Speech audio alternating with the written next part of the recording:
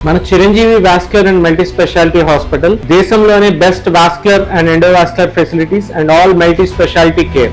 Legal process లో property case పని మీద మాట్లాడుకుంటే మనం second wife, third wife, first wife ఉండగా పెళ్లిళ్ళు చేసుకున్నారు. వాళ్ళకి ప్రాపర్టీలో షేర్ వస్తుందా రాదా? First wife, second wife, third wife పిల్లలకి ప్రాపర్టీలో షేర్లు వస్తాయా రావా? ఇంకొక టాపిక్, ఒక కుటుంబంలో ఒక సిస్టరు కుటుంబం కోసం ఎక్కువ ఖర్చు పెట్టి ఉన్న ప్రాపర్టీలో ఎక్కువ షేర్ వస్తుందా రాదా? ఎందుకంటే తను ఆల్రెడీ సంపాదించిన దాంట్లో సిస్టర్‌కి మ్యారేజ్ చేయడం, అక్కకి మ్యారేజ్ చేయడం, తన పెళ్లి తను చేసుకోవడం, ఇంట్లో కొంత ఖర్చులకి సంబంధించి వాళ్ళకి అవసరం ఉన్నప్పుడల్లా ఇవ్వడం. ఇలాంటి సందర్భాల్లో చాలామంది మాకు ఎక్కువ షేర్ వస్తది అనే ఒక ఇదిలో ఉంటారు. అలా వస్తదా? రాదా? ఇక మూడో పాయింటు, మగ పిల్లలు మాత్రమే ఆస్తిలో వాటా తీసేసుకొని ఇక్కడ ఎవరి సంతకాలు లేవు, ఏమీ లేవు. వారసులం మేము మాత్రమే, ఆడపిల్లలు వారసులు కాదు అని మూడో భార్యకి సంబంధించిన ఇద్దరు మగపిల్లలు రాయించేసుకున్నారు. వాళ్ళ సిస్టర్ కూడా నో అబ్జెక్షన్‌లోనే ఉంది. పర్వాలా వాళ్ళ బ్రదర్స్ తీసుకుంటే. కానీ ఇంకొక తల్లికి పుట్టిన ముగ్గురు ఆడపిల్లలు ఎవరైతే ఉన్నారో మరి మాకు వాటా వస్తదా? రాదా? కోర్ట్‌కైతే పార్టిషన్ సూట్ ఫైల్ చేయడానికి వెళ్లారు. ఈ లీగల్ ప్రాసెస్‌లో ఈ ఆస్తి ఎవరికి చెందుతది? చనిపోయిన అమ్మ ఆస్తి ఎవరికి చెందిద్ది? తను ఖర్చు పెట్టిన కుటుంబం కోసం ఖర్చు పెట్టినవి రికవరీ చేసుకోవడానికి కుదురుతదా? కుదరదా?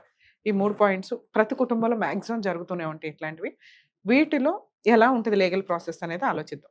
ఫస్ట్ వైఫ్ బతికుండగా సెకండ్ వైఫ్‌ని మ్యారేజ్ చేసుకోవడం, థర్డ్ వైఫ్‌ని మ్యారేజ్ చేసుకోవడం, ఫోర్త్ వైఫ్‌ని మ్యారేజ్ చేసుకోవడం లీగల్‌గా వాలిడ్ కాదు. మరి కోర్ట్ వెళ్లి మీరేంటి ఇన్ని పెళ్ళిళ్ళు చేసుకున్నారు అని ఏ పోలీసులో ఎంక్వైరీ చేసి పట్టుకుంటారా? పట్టుకోరు. వాళ్ళ పర్సనల్. మరి ఎవరు ఫైట్ చేయాలి? ఫస్ట్ వైఫో, సెకండ్ వైఫో లేతే ఈ నలుగురిలో, ఈ ముగ్గురిలో ఎవరో ఒకళ్ళు మాకు తెలియకుండా పెళ్లి చేసుకున్నాడండి. వేరే వేరే మ్యారేజ్‌లు అయినాయి అని చెప్పి అని వాళ్ళు వరకు వాళ్ళు. ఎవరైనా ఇతను చీటర్ అని చెప్పి కేసులు ఫైల్ చేస్తే అవి స్ట్రాంగ్ కేసుల కింద లెక్క. ఆ రోజుల్లో ఎవరు పట్టించుకోలేదు. అందరూ ప్రాసెస్ ప్రకారం ఫస్ట్ వైఫ్ పిల్లలు లేరు. ఆవిడ చనిపోయింది. డిస్ప్యూట్ లేదు. సెకండ్ వైఫ్‌కి ముగ్గురు ఆడపిల్లలు. థర్డ్ వైఫ్‌కి ఇద్దరు మగపిల్లలు, ఒక ఆడపిల్ల. సో, ఇక్కడ సెకండ్ వైఫ్ స్టోరీ గురించి మాట్లాడదాం. హస్బెండ్ 2014లో చనిపోతే ఇప్పటి వరకు పార్టీషన్ ఆయన పేరు మీద ఉన్న 3 ఎకరాలకి పార్టీషనే అడగలేదు. ఇన్‌కేస్ ఆవిడ ఆ టైంలోనే అడిగుంటే ఇప్పుడు ఒక డైలాగ్ వచ్చింది. మీ అమ్మ ఎక్కడ కాపురం చేసింది అని. కాపురం చేసినా, చెయ్యకపోయినా ముగ్గురు పిల్లలున్న స్టోరీలో ఖచ్చితంగా ఆయన ప్రాపర్టీ మీద వారసులందరూ భార్యల్ని పక్కన పెడితే వారసులు అంటే ఇక్కడ ఇక్కడ ముగ్గురు ఆడపిల్లలు, అక్కడ ఇద్దరు మగపిల్లలు, ఆడపిల్ల. మొత్తం 6గురు ఆ 3 ఎకరాలకి వారసుల కింద లెక్క. అంటే ఒక్కొక్కళ్ళకి అరెకరం, అరెకరం వస్తది.